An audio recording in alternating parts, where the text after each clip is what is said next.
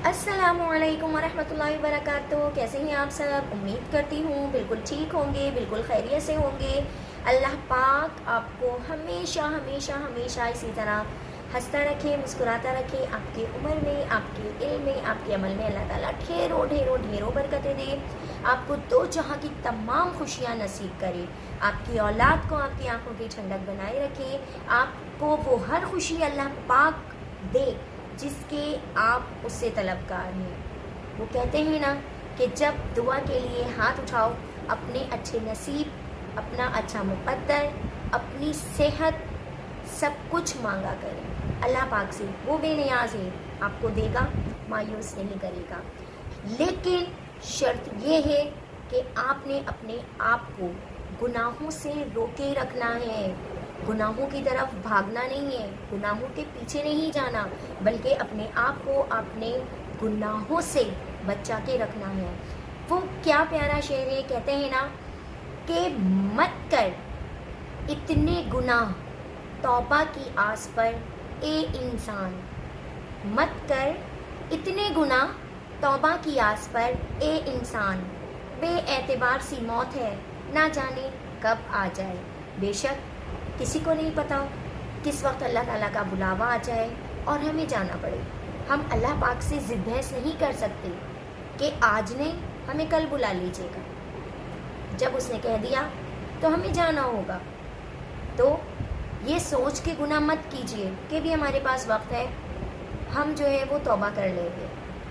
चलते फिरते, उठते बैठते तौबा का दर आपके लिए कभी बंद नहीं होता। अल्लाह ताला से मुआफ़ी मांगते रहें। आज जुम्मतुल मुबारक है और माशाअल्लाह से रमज़ानुल मुबारक का दूसरा जुमा है।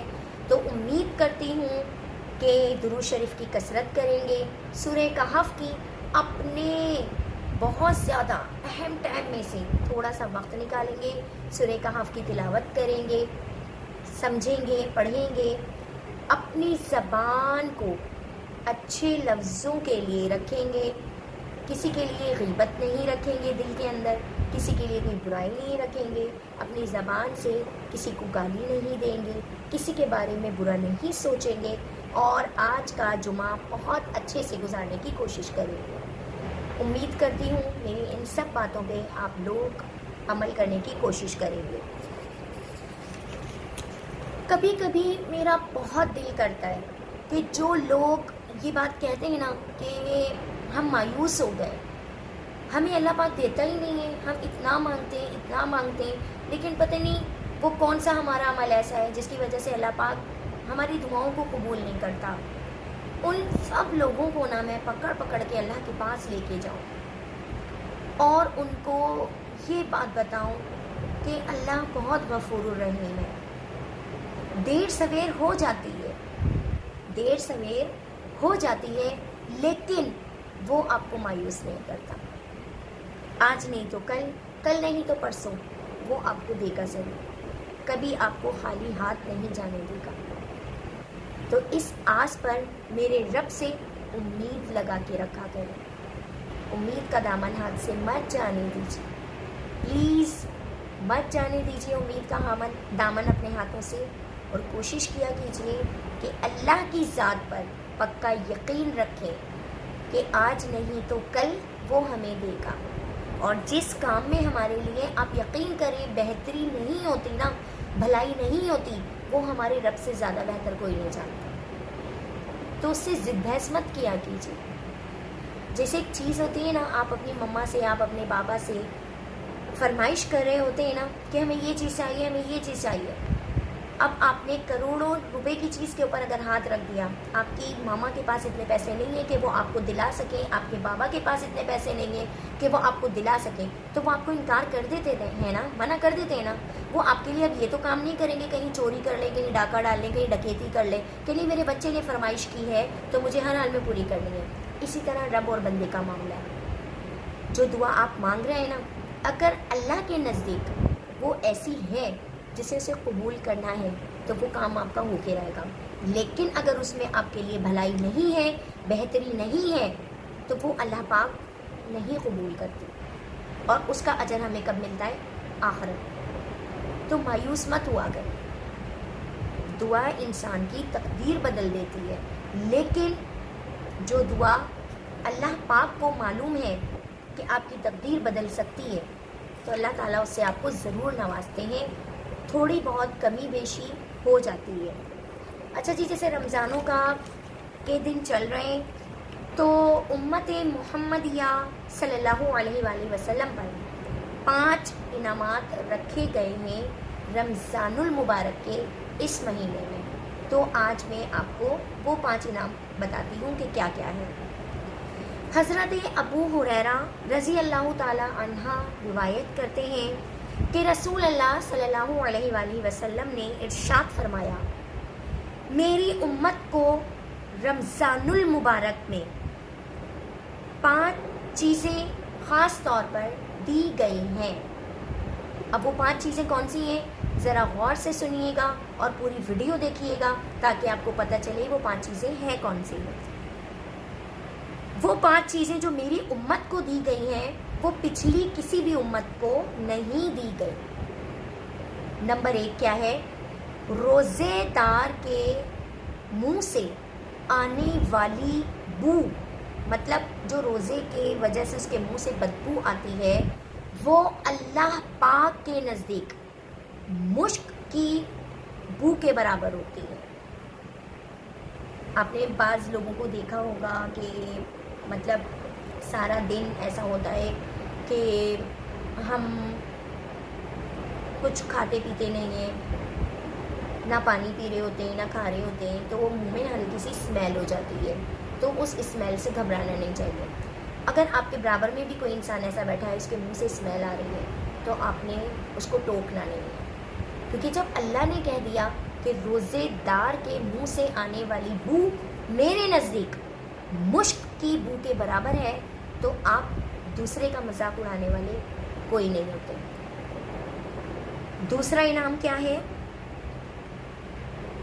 روزے داروں کے لیے، خاص کر روزے داروں کے لیے فرشتے دعائے مغفرت کرتے رہتے ہیں، اور یہ سلسلہ کب تک رہتا ہے؟ وقت افطار تک۔ تو ہم کتنے خوش نصیب ہیں، جتنی رحمتیں جتنی نعمتیں ہمیں لوٹنی ہیں ہم لوٹ لیں، ہم اللہ تعالیٰ کے آگے گڑ گڑا کے روئیں اپنے پرانے گناہوں کے لیے جو ہم کر چکے ہیں، اور عہد کریں کہ آگے آنے والے دنوں میں ہم ان تمام گناہوں سے بچ کے رہیں گے۔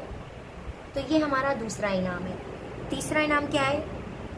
جنت ہر روز ان کے لیے آراستہ کر دی جاتی ہے، مطلب روزانہ ان کے لیے جنت کھول دی جاتی ہے۔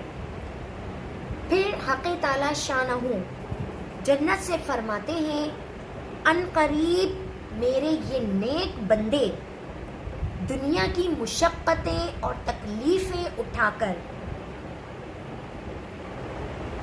تیرے پاس آئیں گے۔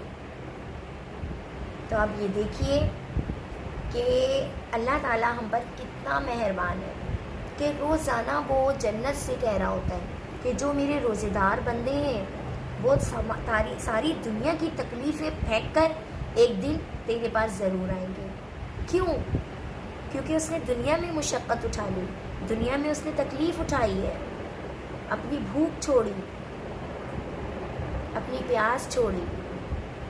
روزے دار کا اتنا بڑا ادب ہے، احترام ہے، لیکن کون کرتا ہے؟ بہت سارے لوگ میں نے ایسے دیکھے، اور اوپر سے دین کی کمی کی وجہ سے ایسا ہوتا ہے کہ کہیں اگر روزے دار بیٹھا ہے تو اسی کے سامنے پانی پیا جا رہا ہے، کسی کا روزہ نہیں ہے وہ اسی کے سامنے کھانا کھا رہا ہے۔ اتنا اجر ہے نا روزے دار کا، اگر آپ ڈیٹیل میں پڑھیں تو آپ کو پتہ چلے کہ کس قدر اہمیت ہے روزے دار کی۔ نمبر 4 ہے رمضان المبارک کی آخری راتوں میں روزے داروں کی مغفرت کر دی جاتی ہے۔ تو جو ہمارا تیسرا عشرہ ہوتا ہے نا، 21 سے لے کر 30 روزے تک کا، وہ بہت امپورٹنٹ ہوتا ہے، بہت اہم ہوتا ہے ہمارے لیے۔ طاق راتیں عبادتوں کی اسی میں آتی ہیں، خوب نیکیاں لوٹنے کی راتیں ہوتی ہیں۔ نمبر 5 تحفہ کیا ہے؟ رمضان المبارک کی ان طاق راتوں کے اندر روزے داروں کی مغفرت کر دی جاتی ہے. جیسے کہتے ہیں نا ساری زندگی ہم دنیا کو بنانے کے لیے اس کے پیچھے بھاگتے رہتے ہیں, کوشش کرتے رہتے ہیں, پھر ایک دن ایسا آتا ہے اللہ پاک ہمیں انعام کی صورت میں وہ دن دکھاتے ہیں کہ جو ہماری محنت ہوتی ہے, کوشش ہوتی ہے, وہ رنگ لے آتی ہے.